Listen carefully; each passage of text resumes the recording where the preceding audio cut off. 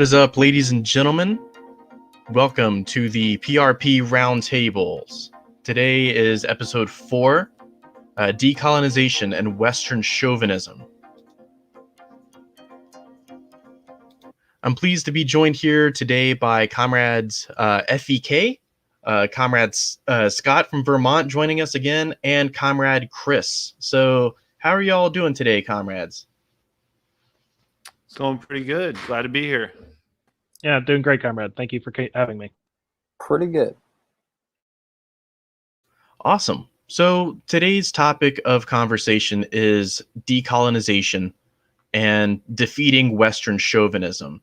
And I feel like this is a topic that sort of represents Pandora's box in the American communist movement, because there are so many different approaches and so many different analysis that can be had of what it actually means to decolonize the United States. We can talk about it from a cultural standpoint. We can talk about it from an economic standpoint. We can talk about it from a Hearts of Iron 4 style scenario where a socialist government has been established, and how do we go about allotting land, and how do we go about ensuring that we create a society, a new society that has been cleansed of what you could call settler colonialism, if you're familiar with Sakai. And we'll be going into a little bit of Sakai and what he has to say, and just address some of the general arguments here. So that being said, does anybody have any opening remarks? I mean, I would just say that it's important to denote that when we're talking about settler colonialism as a theory, we're specifically talking about Kai's theory, but also Sakai's theory. But there are other aspects to this too. There are other theories that are later on top of that as part of a larger dialogue. So it's important to recognize that there are different interpretations for what colonialism is and isn't.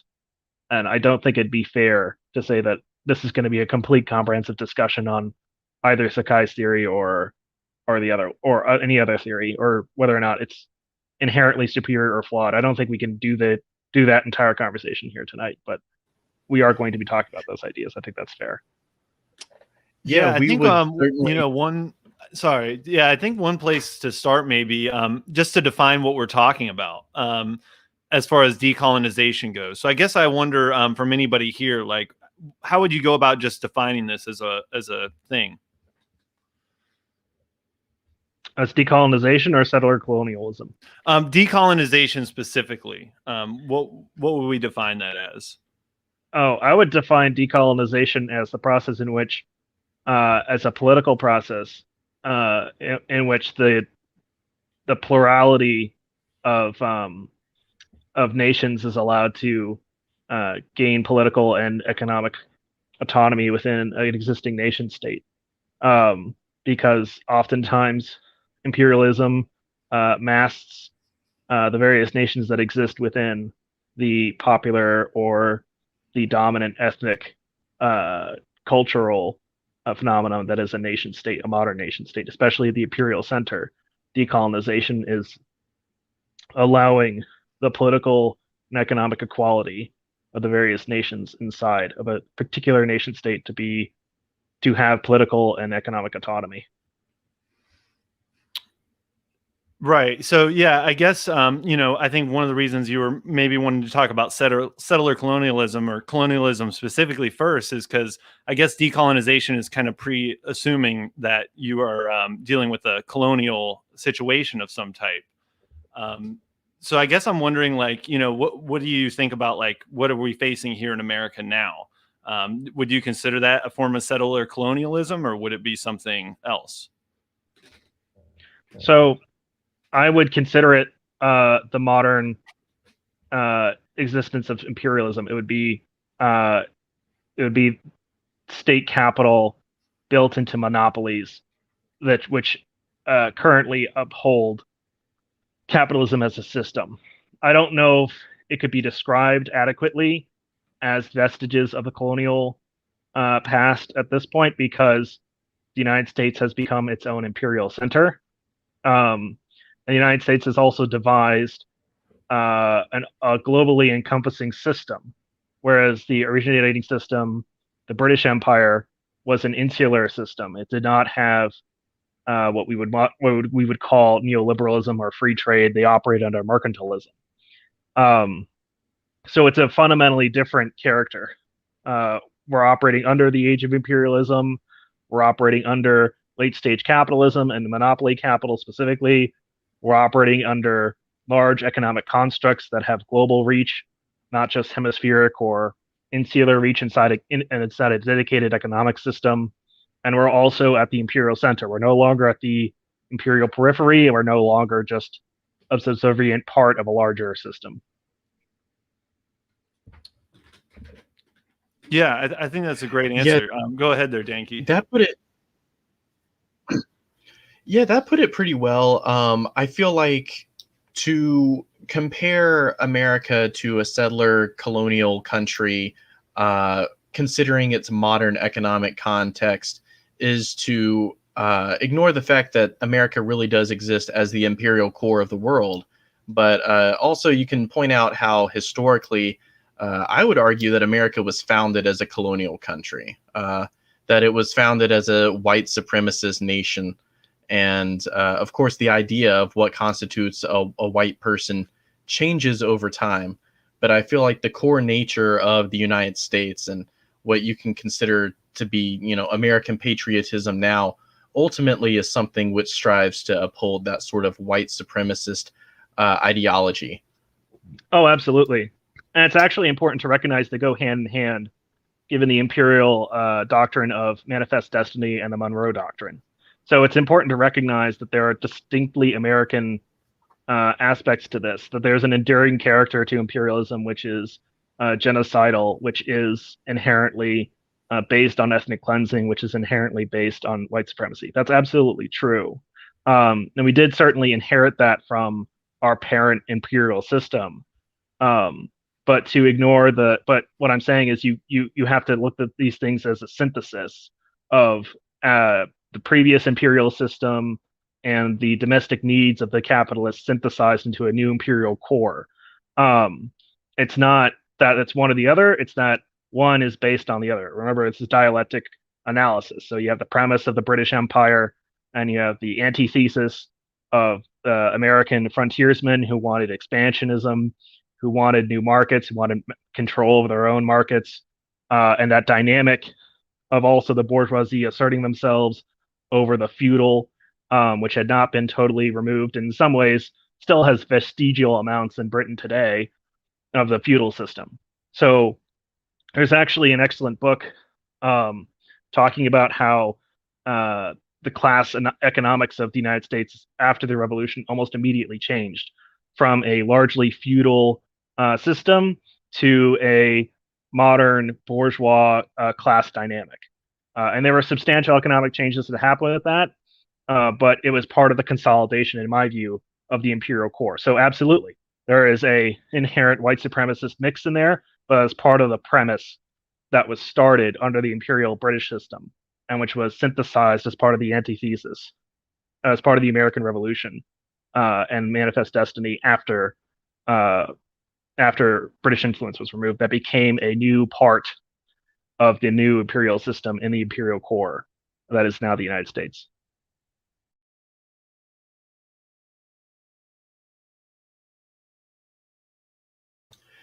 So I guess the next big question is like how or what would decolonization even look like in the United States? Does this mean, because a lot of people hear the term decolonization and they assume this means like a white genocide and literally all the white people are kicked out of the land and black people and Native Americans are allowed to like move in and occupy it indefinitely.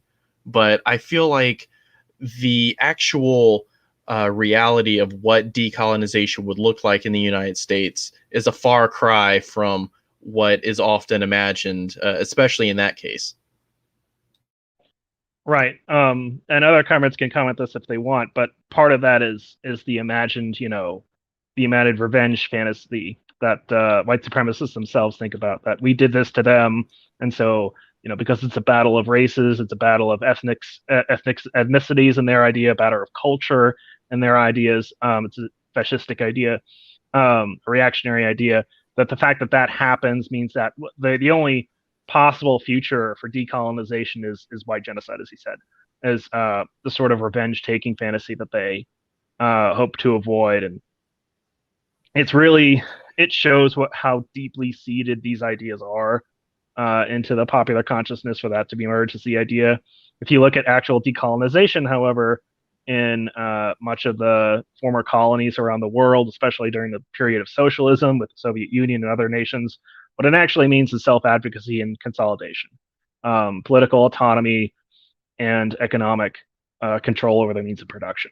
So if we look today in the United States and we think about decolonization, one of the most obvious parts of that in terms of political geography would be equal representation for the native tribes in whatever political superstructure was erected under a socialist republic, or of referendum or autonomy of the former territories, so they can become their own nation states if they desire, or to become part of an equal whole.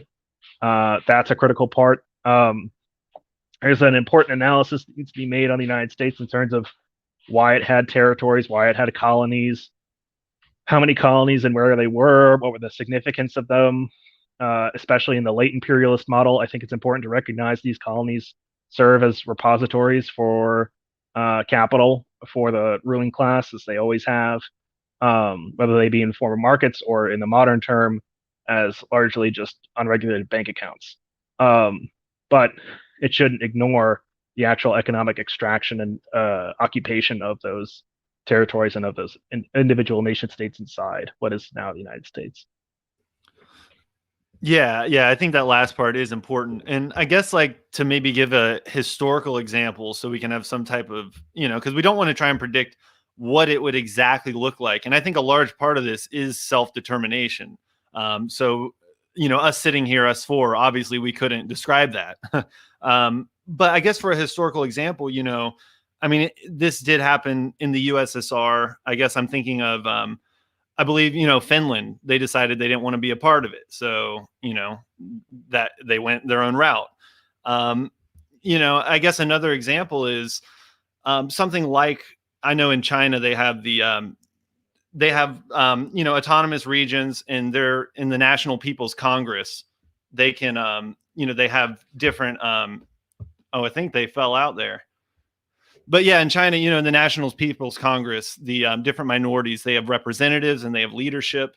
So I imagine, some form of that, maybe not the exact way they do it or anything, but we could, have those same systems of government. So they could actually have political power as well as removing what we've been describing as like the colonial structure in general. Right. And that's inherent, as you were saying, in self-determination and self-advocacy and self-determination. Right. And so I guess, I kind of just raised the question on, what participation would be like in the government. And I don't know if y'all heard me make that example of, I know in the USSR and China, they had representatives of these minorities in congresses of different sorts. Right. So is that kind of what you would imagine some type of structure would have to be built here along similar lines, or? Well, so that's the thing is, in the United States right now, we have a bicameral. In case you don't know what that means, it's basically two-house representation. We have the upper house, which is sort of the elite, and then the lower house, which is sort of the common person. The first thing to do would be to remove that dynamic. In a representative body, you'd want a unicameral house. And at least until such time as they were able to make those decisions themselves, or they were able to determine whether or not the social contract was equitable, those nations would be given, of course, equal representation in those houses as political entities unto themselves. And if we talk about larger, socialist representation in government, what does that mean? Oftentimes what it means is that workplaces elect representatives to bodies, and then bodies elect representatives to higher bodies when necessary. So in terms of like the actual mechanics of liberation, it would start, as always, with economics and economic liberation, which would give way to political power. So that would have to be constructed. That is something that would have to be a political struggle unto itself. Whether or not those nations determine their place in the world quickly or slowly, actual liberation would require an immense amount of focus and attention. So I think it's possible that, given class consciousness and given the revolutionary structure, that there would be an inherent sense of solidarity that would encourage those political entities to make common cause, especially if they were going to be socialist states. But in terms of equitable representation, I would think that would be the bare minimum as a step in the process of liberation. So I was speaking with Comrade FEK before the stream a little bit, and we discussed how the prospect of even giving, for example, Native Americans equal representation is something that's so off-putting to the majority of American liberals and American conservatives, especially amongst the white population. It's hard to envision the sorts of dynamics and cultural shift that would have to change in society to make something like decolonization or equal representation under the law even palpable. And I feel like there's a lot of people who will take sort of a pessimistic attitude about this and say, oh, and because of that, it'll never happen. And I feel like that's the wrong attitude to have. You have to actively be pushing for forth ideas that would increase class consciousness and that would increase consciousness to the kind of racism that America is underpinned by. And if you're living in the United States and you say that America is not a white supremacist nation, I have to question, what country do you think you're living in right now? This is the country that locks up black people disproportionate to white people. This is the country that uses the free prison labor of the black population. This is a country that essentially genocided the Native Americans. And what lands that we did grant them were given. They were given the worst lands. They were given the lands that weren't fertile. They were given the lands that weren't resourceful.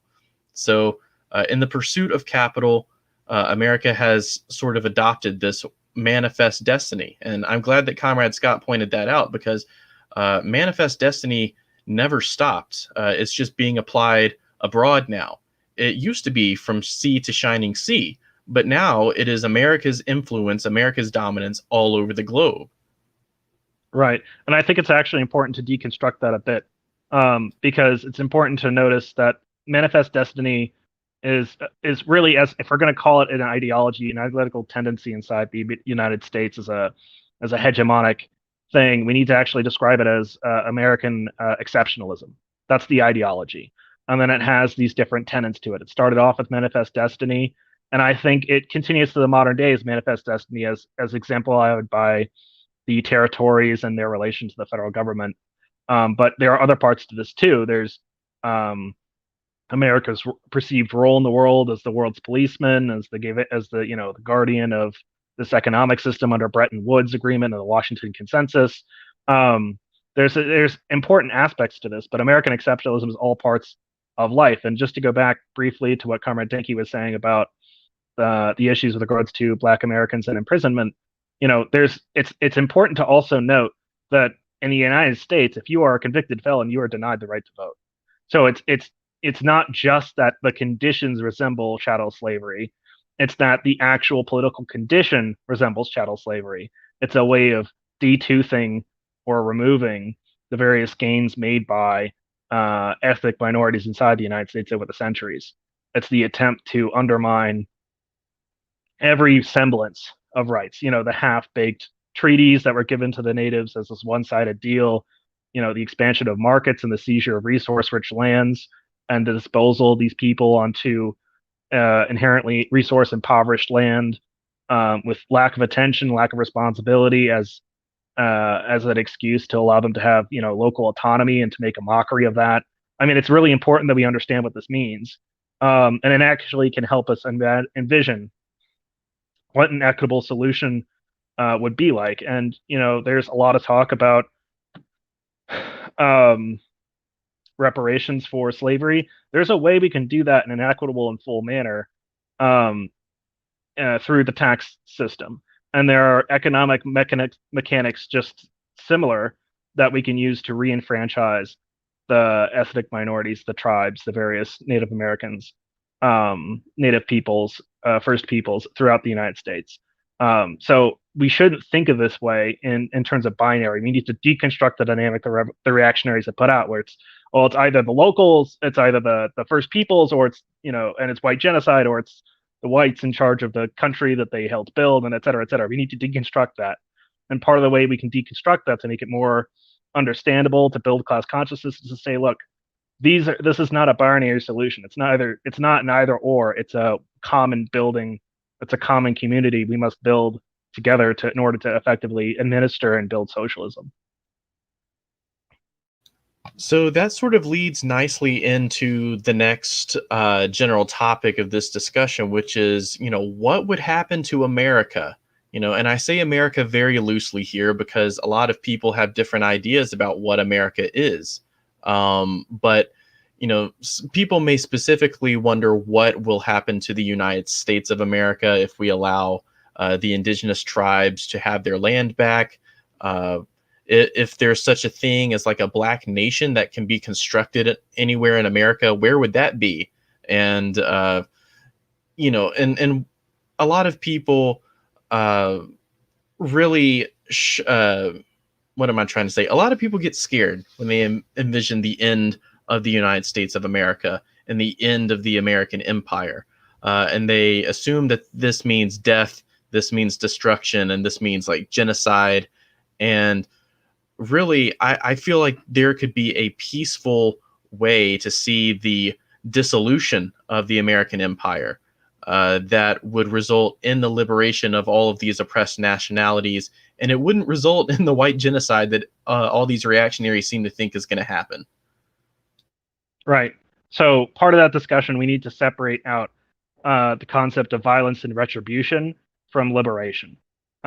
Because revolutionary liberation is a critical part of this, because there is no way in which the peaceful transfer of power to the equitable amount in society is going to happen with the current ruling class. That just does not work. They do not have any real reason or vested interest in giving away the control over the means of production. So that needs to be corrected. But it's an important distinction, right? Retribution is what they're afraid of because they know they're guilty of these crimes. But the dissolution of the American empire, it's just the same as any other empire. Again, to deconstruct the American exceptionalism. If the American empire goes, some neoconservatives believe or reactionaries believe that it'll signify the end of the world, right? It's not. It's just part of history. It's part of the Marxist interpretation of history that eventually each peoples will be able to liberate themselves through economic control over the means of production. So it's important that we deconstruct this at every stage. So when we're talking about the concept of America, the nation state, as a separate and unequal ethnic contingent, we need to deconstruct that and say, look, a nation state as a concept is inherently European, inherently white supremacist. It's about culture and ethnicity, when in reality, those are inequitable. And we need to make it about the commonality of the means of production inside of a political entity, right? It's not just about geography. It's about the people that live there. It's about economic dynamic. It's about power dynamic. And it's about guaranteeing equality under the law. It's much more about that. The liberation is a whole series of aspects. And if we're talking about the cultural transformation that will go on, the reality is that culture often follows with systemic changes, or systemic change or systemic upheaval. So in opening up of the society, this was observed, ironically enough, among the largely white population of the Civil War, when they, believed the country had been cleansed of original sin. Short TLDR, it wasn't.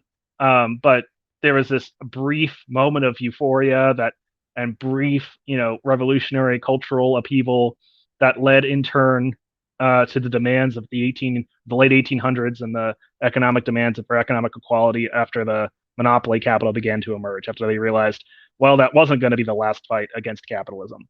But it's important to make the distinction, right?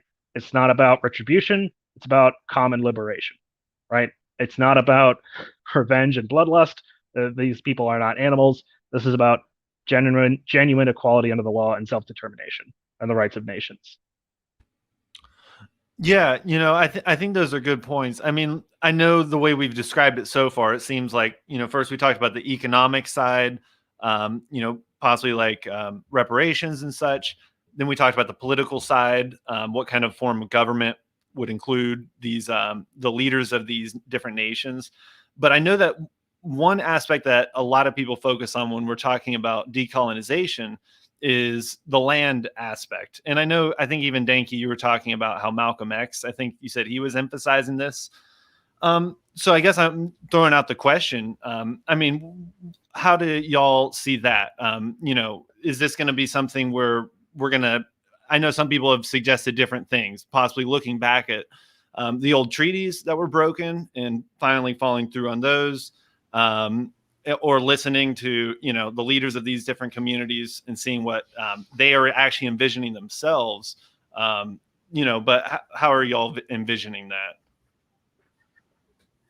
I think at some point the concept of land back gets a little muddled, and I feel like it's more than just the land. It's access to the resources of that land, the ability to create factories, the ability to have industry, the ability to raise the standard of living of your people up to one that ensures that everyone has food, water, shelter, healthcare, and education, the essentials that we all need to survive. And so, when we talk about giving land back, that also means like giving back control over the resources of that land and giving autonomy to the people who are from that region and who are from that nation. Yeah, and there's also kind of one other thing I wanted to point out is that, like, this kind of like term land back, it has to be approached in a kind of in a dialectical manner, because it's like you have all these sort of events. I mean, take the Trail of Tears, for example. That presents a perfect kind of dilemma. Let's say that there's some sort of revolution, and in the process of rectifying things with all of these separate nations and tribes, like, are they going to go back to the land where they were originally on, or the land that they were displaced to, but is now their home? Like, there's all these sort of historical complications that make this question more complicated. So we have to, like, consider that land back doesn't mean that there's just going to be a bunch of just like fragmented sort of like nation states that are all speaking different languages, and like we're not going to go back to like 500 years in the past. You know what I mean? We have to take into consideration what's happened, and like the people that are pushing for decolonization right now in the United States, I definitely think are doing that. The people that are on the ground, they're taking into account things like technology and where people are located now and atomization and those sorts of things. Right. And to build off of that, like, to say that there's a bourgeois concept of citizenship and that there's a Marxist concept or socialist concept of citizenship is actually, it's important to deconstruct also, because if we're talking about economic access and reparations, it's not just about the issue of land. The issue of land is an inherently imperialist prospect, right? What matters is that these individual people, these ethnic groups, these tribes, as nations, because remember, nations are not always nation states. Nation states are the actual governments that govern over nations. So it's important for these nations to be able to assert themselves politically and economically, and how that actually looks is going to be difficult. But I think the modern tools of economics can actually tell us, can actually show us, ownership of the means of production, actually, allowing the nations to own their own means of production and to self-identify as part of those nations, and to be able to claim ownership as part of that. is important, or to even just to allow them to build what they themselves want, and then recognizing and protecting their right to self-construct their economic system, in a socialist framework. That's important too, because as Chris brought up, displacement to the place that is now their home, or relativistic displacement to back to where they originally were from, is not realistic. Like it's not realistic to say, well, you should just own the land you have already because that's what they've been given, or a true empirical ownership of means of production inside that territory, because the territories themselves were economically poor and resource deprived. So that's not equitable. And it's not equitable to say that they get complete legal jurisdiction over the lands that they left, because, as Chris said, history has progressed there regardless. And there is plenty of other additional groups that are now there. So it's a difficult question. I think this dichotomy of ownership of land is a deep-seated imperialist tendency. I think what we need to think about is not the ownership of exact territory in the geographic sense, but ownership in terms of the means of production, and a Marxist characteristic that they be allowed to organize, collectivize, and politicize themselves as a nation state, in a more dynamic formulation that allows for a common ownership, rather than just the private ownership of land in a nation state format. If that makes sense to the comrades here. Exactly. And to get to that point, as Marxism, Leninism has kind of shown us in the 20th century, national sovereignty is absolutely vital. Being able to centralize resources in the manner of, countries like, not just China, but, Cuba, Vietnam, Laos, et cetera, et cetera.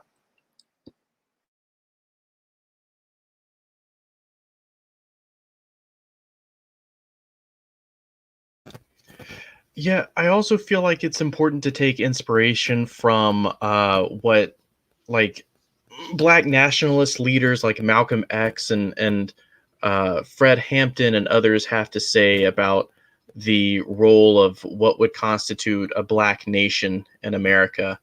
And I feel like to answer those questions, we can't really ignore the experience or the writings of these people. And so I've been trying to familiarize myself more with the teachings and speeches of Malcolm X so that I can learn, more about the Black nationalist position.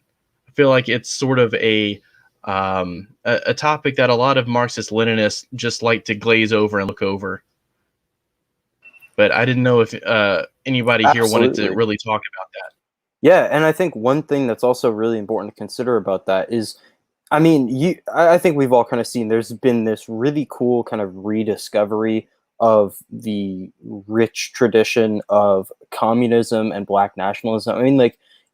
Angela Davis, someone who at one point was on the run from the FBI, is now, making political advocacy, and stuff like that. And, people are recognizing her name.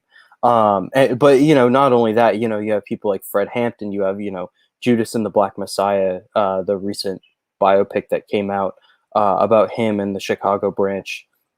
But it's also really important to note that this stuff is also happening right now, 20, 30 years down the line, there's probably going to be some other reawakening in which people are going to look back at the history that's being made right now. So I think it's really important for PRP, now, but also, in the future, especially when we're moving into areas where this struggle has been taking place, to work, to support these programs, materially, not just politically, but materially as much as possible. And there are some people I can name. I don't know, if I'm going to name, some people in here, but there are definitely groups that are doing this sort of decolonization work. They're providing healthcare. They're, unionizing, tenants buildings, and providing, giving economic autonomy and food autonomy, to the people in their communities to some extent, as much as that can be gained under capitalism. but yeah, like we're doing this, like this work is happening now, you know what I mean, and we have to get involved in it. Yeah, And I think that's that why, does. I just want to make a quick point. I think that does bring up a good point, because on one hand, we can't say to people, well, just wait till after the revolution and we'll sort it all out for you. So on one hand, I feel like a communist party does really have to prove itself by doing this work to in the now. But also having the realization of this can only go so far under capitalism. Like we can't, I mean, we want to go as far as we can with pushing for whatever, chips away that we can take out of the using decolonization or such. But we know the real work would have to happen after a socialist revolution.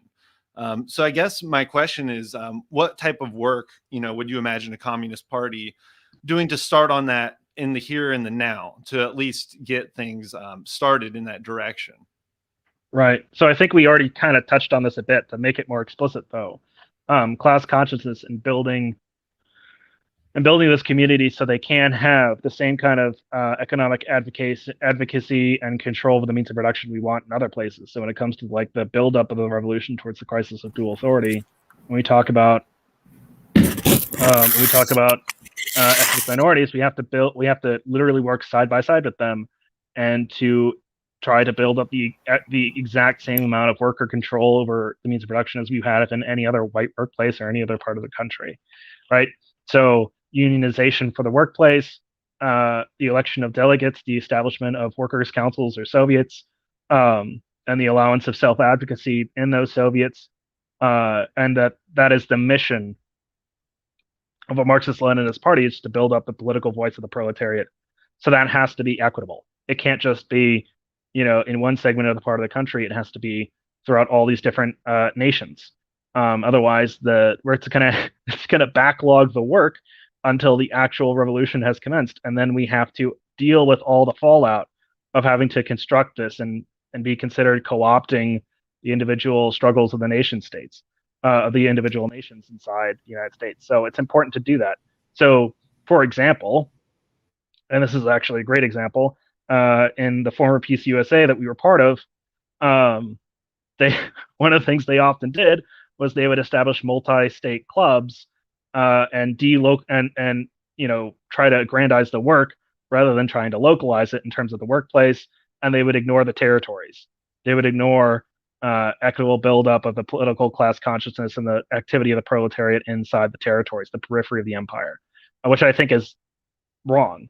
You have to build it up everywhere in order for an equitable revolution to be commenced and carried out to totality anywhere.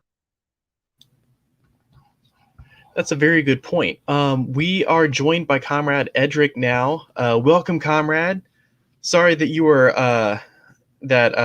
late getting to the show. I tried to send you a link, but we were having internet issues. But it's good that you're with us. Yeah, thanks for having me on here. I know we kind of postponed this for a little bit. A while ago, we were kind of talking about some of the stuff that kind of been gone over. So just glad to be on here, Yeah.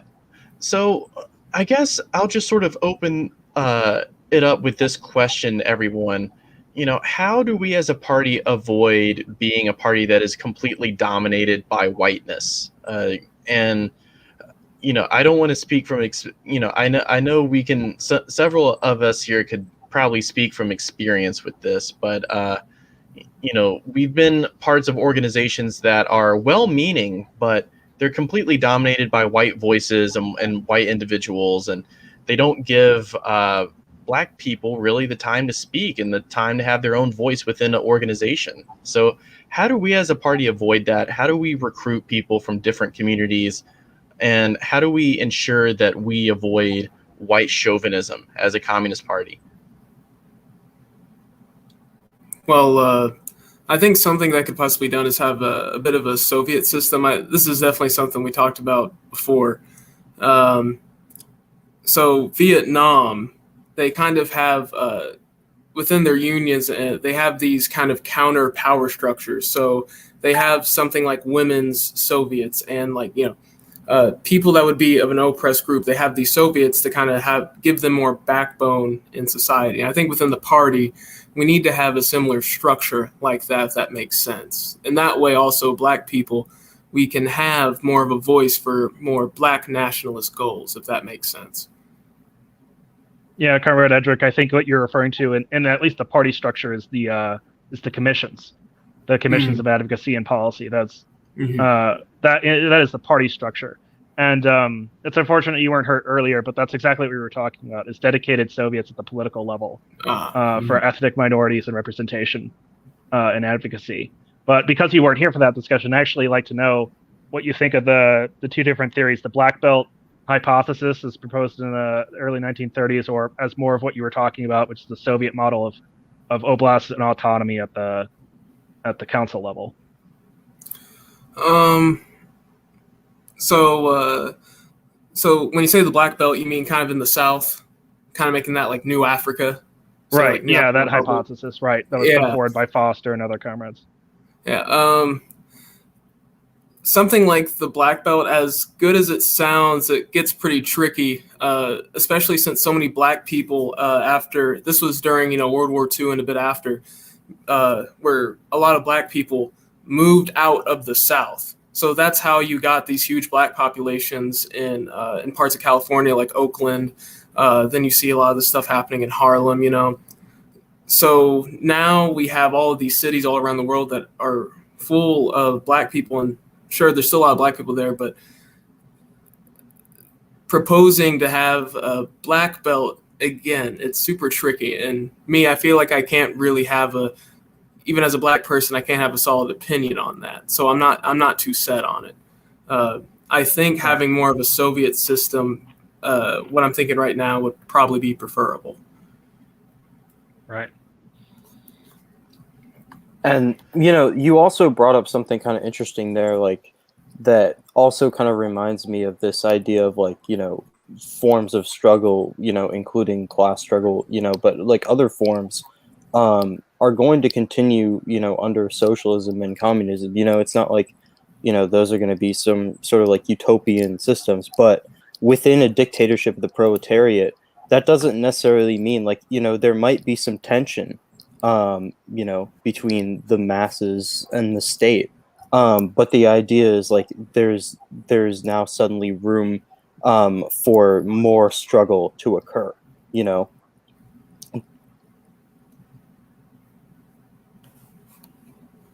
Right. Comrade Edric, this is another thing we had talked about before you got here, was that, what is the role of the party in terms of building up a presence inside the nationalities? And we were specifically talking about the native populations and the territories.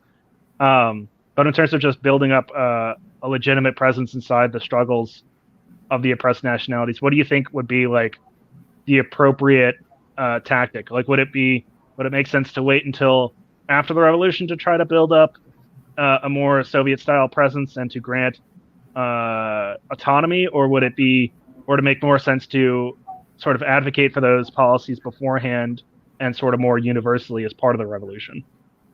I would say more universally as part of the revolution, so we can join together. So I think at the same time we have to go for an economic revolution and a cultural revolution. I feel like a lot of this stuff regarding race and these different nationalities, I feel like that's a bit more of, say, a cultural revolution, if that makes sense. Hopefully I'm explaining this good. So yeah, you're doing good. Yeah, so we need to still have this Black nationalist message with Black self-determination, and then we also need to acknowledge the economic problems. So we need to go in these communities, and we need to have this Black nationalist rhetoric. Say, if we want to mobilize Black people, if we want to have Black people really get us, if we want Black people on our side as a party, and of course still give Black self-determination, we need to have that. So I think once we have a working class solidarity, we have white people acknowledging Black self-determination, then we can sort it out. But we still need to have that black nationalist rhetoric. And again, I hope that makes sense. Yeah. So just like as a question of, because we have this discussion as a party is like, what is going to be our revolutionary strategy? The current strategy is that as communists, we will advocate for the proletariat at their workplaces. We will organize them at their workplaces. We will have them elect representatives at their workplaces for Soviets inside the various localities. And those Soviets, as workers' councils, will then support the crisis of dual authority led by the party.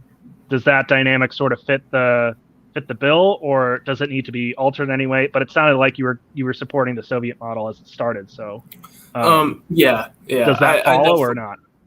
I think that follows pretty well. Like where I stand right now, I feel like I could definitely change my mind on that. But for now, I think I would agree more with the Soviet model. I do want to raise one quick question here, because, Comrade Scott, you mentioned like the approach towards how we would build these Soviet structures. I do feel like that is definitely an important way to do it, going to workplaces and such. But I know this is something a lot of people talk about, is that we're not all working at the factory down the street anymore. Everybody's working in like gig type of jobs, stuff like this. So there is a bit of separation, and people view jobs as very temporary. So I think that is still important to organize in the workplace in that regard. But there might be these broader, almost type of cultural type struggles, like we're talking about decolonization and giving representation to these different nationalities and such. That those type of broad things might be a way to bring people together as well. And I guess like talking to, before the revolution or after, I think it would have to be kind of important before, mainly because I think people won't want to hear, they won't want to trust you unless, you're actually doing work in that regard. But yeah, I think that's the main thing. But I mean, what do you think about, what's your response to that, Comrade Scott? Do you think the workplace is significant, still enough where we can solely focus on that, or? So I think it's important to understand that the workshop as a cell is adaptable. That's why it's effective. So we're not just talking about the individual workplace. We're also talking about places in which people gather or construct any part of a social relation. So that's universities. It could be court. It could be court places. It could be firms. It could be of any kind. It could be free associations under cooperatives or under mutual aid. Or it could be tenants unions. It could be anything. The idea is simply to break that dynamic in which the power is separated out from people. So it could be prisons. It could be literally anything. It could be libraries. As long as it is a physical institution in which people commonly associate for an economic or a cultural production, it could be either way. It could be an art museum. It could be a gallery. It could be a theater. As long as it is where the production of the various cultural or economic outputs is constructed, then that is appropriate. And it's an important distinction too, because as you said, not everybody works in a workplace, and not everyone connects themselves so much to their individual workplace anymore. The economic insecurity is a definite part of that, of late stage capitalism, of the monopolies. So it's important to recognize that. But the advocacy of unions and of unionization of the population goes far beyond the individual workplace or even industry or even trade. It goes into how you organize people to break the systems. Because let's not forget, a large part of the oppression that exists is that the political structure is set up based on residence. So, everyone is given the right to vote, but not everyone is given the right to live where they freely choose to because of economic restrictions, right? And so that is a racial dynamic there in of itself. As Comrade Edric had said, people had migrated based out of the South into various different parts after World War II as part of a serious dislocation and deliberate dislocation and migration within the internal borders of the United States. So we have to focus less. So the whole point of focusing on a workshop model is not to rigidly define the workshop. It's to break the idea of territory and residence as a basis for identity. Yeah, I think that's actually a very good answer. And yeah, I agree with that totally.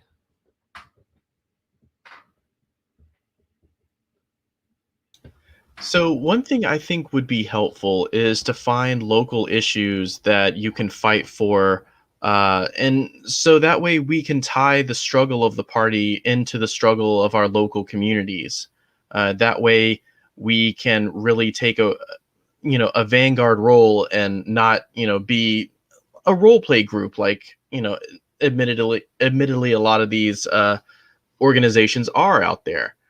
They talk a big game. They want to end racism. They want to fight against the system. They want to fight against police brutality. They want a more equitable society. And yet they're not really willing to engage with their local community or listen to the local issues. And I'm just speaking from example, but here in Memphis, 75% of this city is black. And yet we live in the middle of a red state. And so, and there are consequences that come with that. For example, there is an attempt to construct a pipeline through a majority black neighborhood that is built or is going to be built over a natural aquifer. So it's going to poison the water supply of the entire town. But certainly the water supply of the community where this pipeline is being built. So we can see how economics drives this sort of systemic racism. So in the closing minutes of part one of our discussion on decolonization here, I want to open it up to everybody here. How do we engage with our local community? How do we address local issues that can fight against Western chauvinism, that can fight against white supremacy and systemic racism? I just one thing briefly. One huge aspect of that is going to be mutual aid. Targeted mutual aid. Within communities, because capitalism, we have socialized means of production, but we're still so atomized in so many ways. So divided in so many ways, and now, employment is becoming even more divided. I think it's like 1/3 of people are working within the gig economy, and you don't really have coworkers in the gig economy, if you're like a DoorDash or an Uber driver. So I think using mutual aid to kind of rebuild those lost sense of communities, getting people to come together again, and start talking about these issues, without the usual like political apathy, will be really important. And the other big part of that is meeting people's like material needs, right? So like, if people need, food and water, or, that's what we bring them, et cetera, et cetera, et cetera. Because, it's all well and good to hand out like, flyers and like posters and stuff. But if you're not really like showing people, that you're there for them, you're not really building that relationship that you need. Like, if we're going into a revolution, together because of the contradictions of capitalism, we need to have that relationship there first. Yeah, I think you mentioning mutual aid is very important, because what we're talking about, I think one of the overall things is that we need these different nationalities and stuff. We need their participation in building this movement as well. And I think one thing that would definitely scare them away is looking like just like a protest group. If we just say, oh, we're just going to be, setting up protests whenever things go bad. So if you're somebody dedicated, you're going to be there when times are bad, when times, maybe not all the cameras are on what's going on, but times are still bad. So having a group that can be there, providing those type of things and building those connections with the community, that's what definitely needs to happen at a local level. Definitely to separate us from what is normally the way of trying to advocate for these type of policies, or the way that other groups do it. But I think that mutual aid will be an important part of that.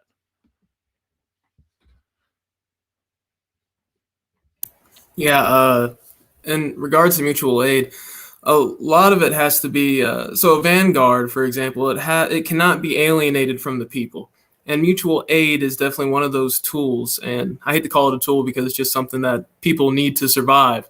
but it's one of those things that brings the people and the party together. There need to be as few contradictions as possible, and mutual aid is one of those ways to do it. And once you have that bond between the people and the party, then you can start to get stuff done. You can start to give out these messages of anti-racism, actually describing what racism is, you know. So you need to have mutual aid. You need to have material help for the community before you can be talking about revolution. You need to build that trust. You know, the people and the party need to be one. That's where you would apply stuff like the mass line, for example. Yeah, becoming like a publicly recognized institution in your community that is outside, or, you know, to as much as that's possible, that is outside the power of capitalism. You know, that's a good first step for a lot of people, you know, because it's like sometimes like you read these texts and it's like, oh, go organize the workers, or it's like, okay, but like, you know, what if you're like a high school student? Like, you know, are you supposed to walk into like a factory and, you know, tell people, workers of the world unite? Like, and it's like, no, like, you have your own role to play, and that's going to be with the people that you know, with the community. So like, you know, instead of just like going around to random people, like, you know, talk to your friends about this stuff. Talk to you know, people that you interact with on a daily basis, and you know, try and bring in these conversations, and you know, and try and like democratize the world around us, and get people to really think about things in those terms, you know. In regards to the community that I live in, it's a mostly white community, very conservative. Like something like 80% of the town voted for Trump, and I'm one of the only black people here. And today, there's like this Facebook group. It's the public city page, where people just post whatever about the community. And there was this meme that said, "Why can every culture have pride except white people?" And everybody was liking it. There were like 100 likes of it, tens of shares. Very bad. And so I'm in this position where I have to work and try to completely quelch that kind of thinking. And I have these people trying to teach me, a black person, more about racism. They think they know more about racism than me, a black person, and they try to teach me about racism when they don't know anything about it, and they're posting stuff like that. Right now, that is something that we as leftists, and we have a vanguard party, have to deal with, and we have to acknowledge that. And these are the thoughts of a lot of these people. And that's mainly my community. And the only way to say bridge that gap is to tangibly help the community and try to not have as much alienation. And I'm pretty sure I'm probably the only Marxist here too. So not having Marxists in your community, and basically having it be just the only Marxist you can think of is like Stalin. And we all know how bad Stalin was. If that's the only person you know, some guy from like 70 years ago, or that died 70 years ago, and you've never seen a socialist in real life actually talk to you and humanize the socialist position, then you're just not going to be educated on it, you know. Yeah, I think that is very important. I'm reminded of this Mao quote. I'm probably going to butcher it, but he said something along the lines of, anybody who wants to change a system of government first has to change the minds of its people. And I think that is important. You know, we may not change the minds of every person, but we at least need a significant block of people who have been, you know, given revolutionary consciousness and such. And yeah, because it would be making those tangible change without some type of change in the culture is hard. You know, I know you mentioned a cultural revolution before. I know some people might be thinking it would be like, oh, exactly like how China did it or something. But, you know, a change in the culture is necessary if you think about it, for any revolution to happen. You know, people's minds do have to change about, and they're looking towards the next society instead of super just stuck in what's going on now. So, yeah, maybe not everybody will have their ideas change, but we at least need to have breathing room, because like what you're describing in your town and such, we can't be so limited as far as like the organizing space we can have. And barriers like racism and stuff are definitely one of the biggest ones, you know, that is actually limiting us, you know, as a whole movement, if you think about it.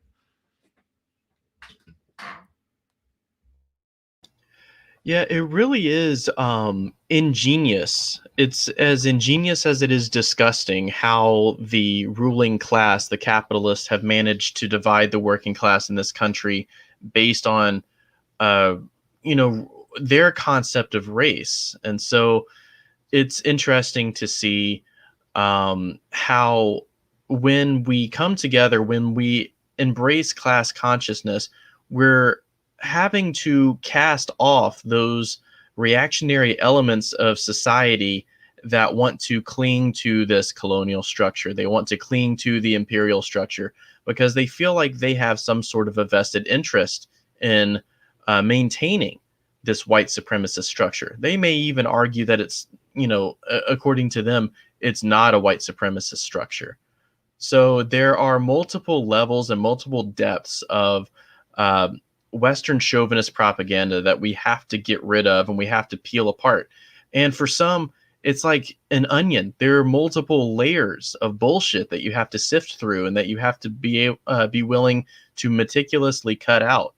And it takes patience, a great deal of patience.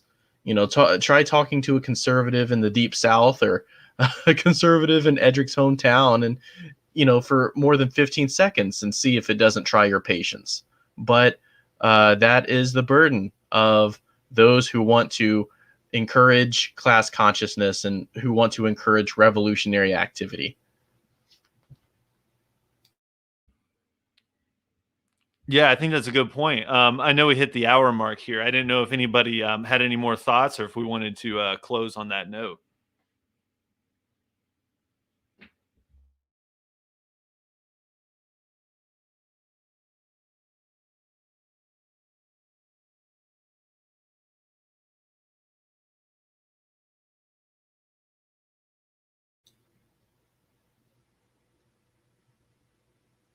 Did I lag out? Can everybody hear me? Oh, I can hear you now. I think, yeah, it cut out. Okay. Yeah, that's about all I wanted to say. This is just going to be part one of a two-part discussion because obviously this topic is too big and too complicated to fit into an hour mark.